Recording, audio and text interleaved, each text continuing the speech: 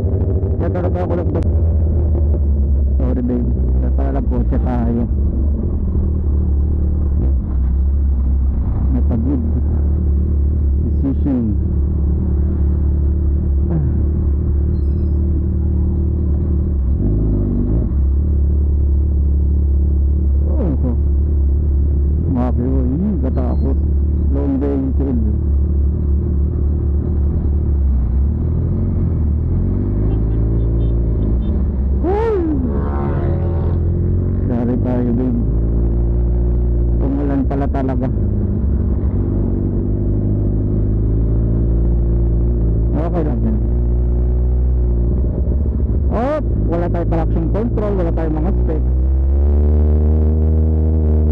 Wala tayo baka madulas, slow down lang tayo.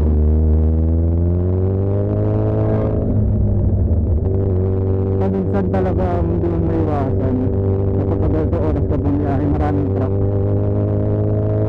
Kaya pag ganyan distansya na lang.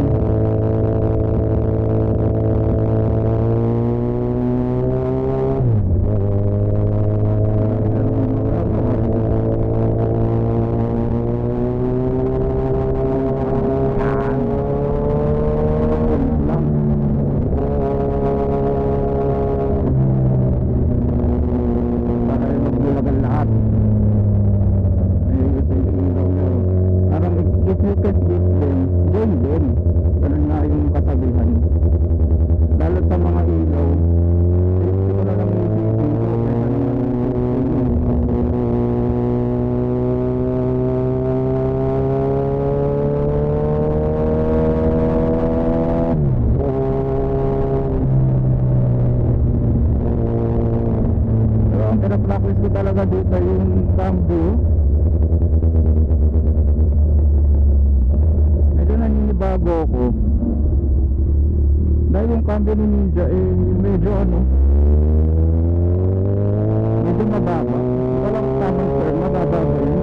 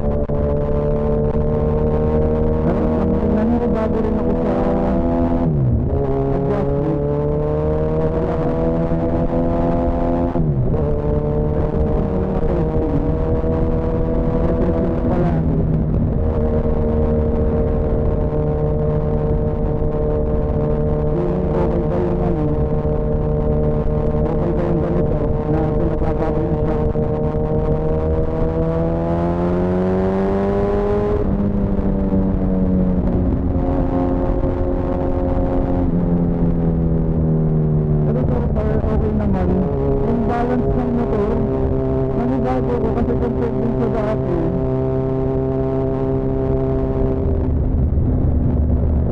Yung ano ko, yung pagka-balance ng motor, medyo maluwag. Saka ngayon nga lang, maluwag. Pero ngayon kasi, kaya nang buhatin ng katawan ko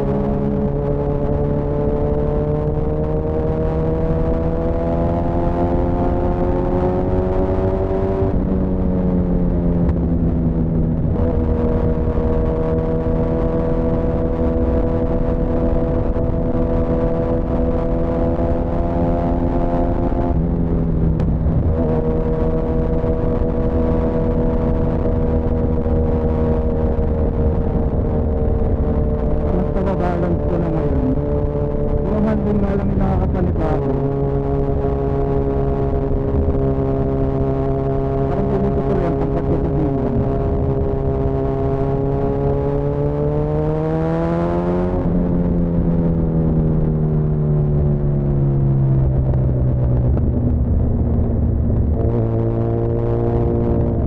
At medyo umuulan.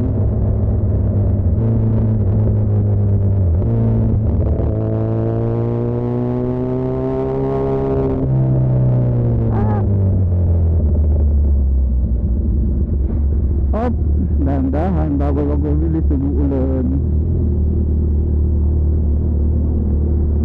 Ulan na pala no?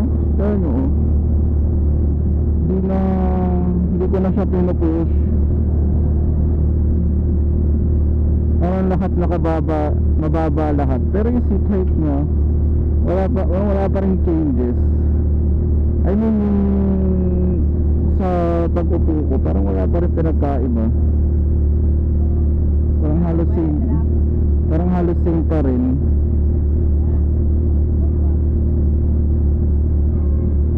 Ganun. So medyo ito dito, pero kaya ko siya. Magaan na siya. Kasi dati dito sa taas, yan, mas medyo pero nga hindi no? Talagang nakamababa.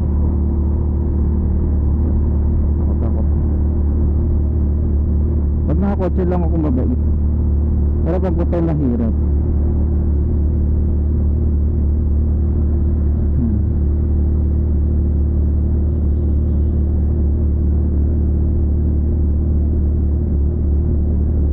Ganda ng pagka-lower dyan. Then ganda rin ang pagkakabit ng mini driving light. So kung 5.4 kayo and then balak yung mag Z1000, siguro suggest ko lang sa inyo, mas maganda kung mag-lowering kit na lang kayo. So okay lang din naman kung gusto nyo talaga ng stock size. Pero para sa akin kasi mas gusto ko yung komportable ako. Kaya kasi hindi rin komportable yung asawa ko eh. May times kasi pag namamatayan ako kahit gaano kalakas tuhod ko, pero yung talagang apak ko eh hindi talaga kaya. Kung pag ma-out of balance ako, di ako magiging flat footed, nakatiptoe pa rin. Ganun siya kataas sa normal na size sa stock height niya. So yung stock height niya ganun siya, kahit kung tumumba ka, tiptoe ka pa din. Pero kapag naka-lowering kit ka, let's say sudden fall ka, kayang mag flat footed. Flat footed ako.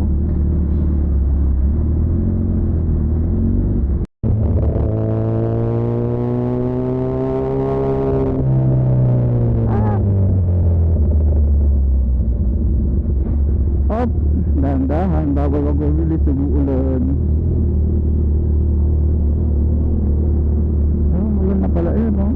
Kaya nyo, hindi ko na siya pinupush.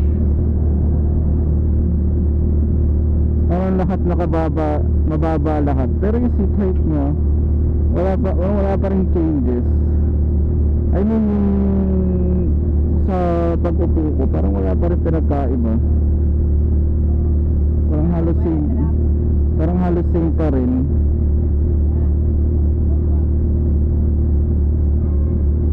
Ganun. So medyo magaan-gaan. Magaan na siya. Kasi dati dito sa taas. Yan. Mas medyo pero ngayon hindi na. Talagang nakamababa. Takot. Pag nakakotse lang ako mabait. Pero pag puto mahirap.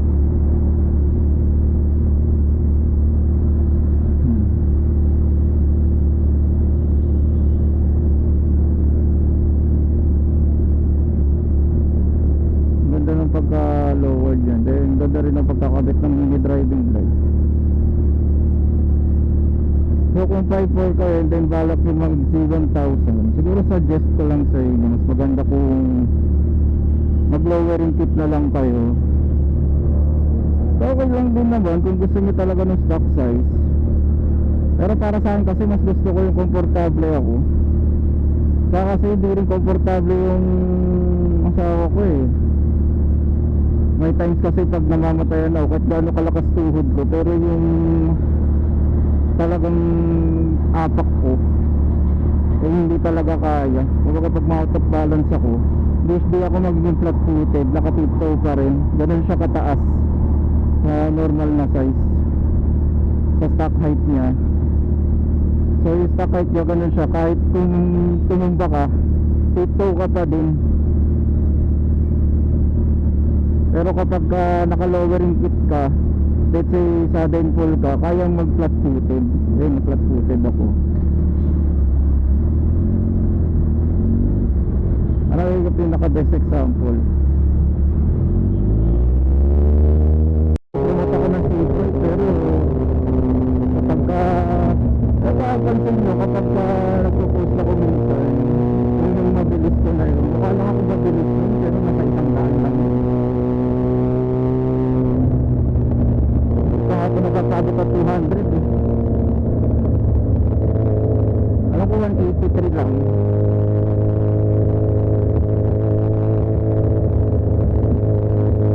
Then after the 183 ako na. Hindi ko nakain.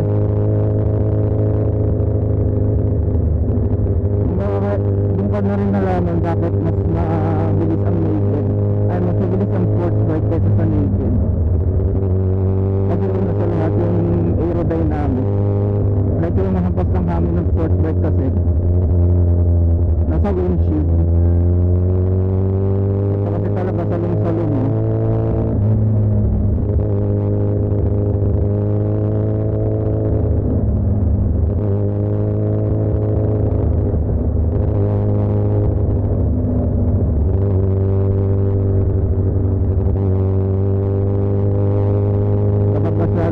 Mabilis ka na, para ka lang nakakaroon ng hangin sa buong katawan mo.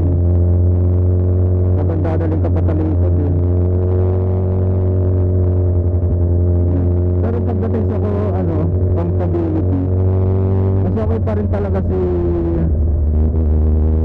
naked kaysa sa sports bike. Tulad dito, naka straight body ako. Ay, gusto ko mag-relax, straight body lang ako. At like kasi sports bike, naka-aggressive position ka. So, yung biyahe mo talaga, lagi ka lang nakayuko. Kahit sabihin natin na naka-lowering plate ka, or naka-lowered yung mo, motor mo, talaga malayo yung difference ni sports bike. Kasi sports bike talaga, putik nakasubsub ka talaga sa harapan.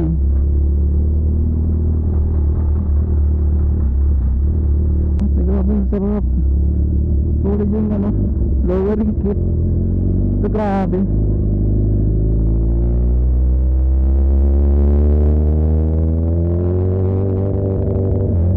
Kung tatanungin ko saan ako pupunta, siyempre sundayin natin ang asawa ko. Siguro mapapayo ko lang sa inyo guys, ang isa sa mga sikreto for success. Ay, sabi mo yung partner mo na makakasama pang habang buhay. Ay! Puta, checkpoint! Kaya sabi ko, checkpoint! Checkpoint. Checkpoint. Oh, checkpoint, checkpoint. Ayo, RCM na ako. Dati wala. Teka lang, sir. Ang dami kong tatanggalin. Lang po.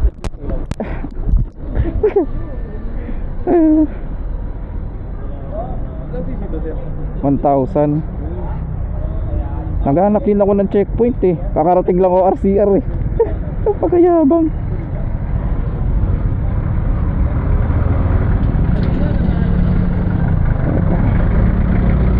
Totoo lang. Ano nakatagal sa ito, sir? Hindi, kakabil ko lang, sir. Mga ano lang, last January. Oh.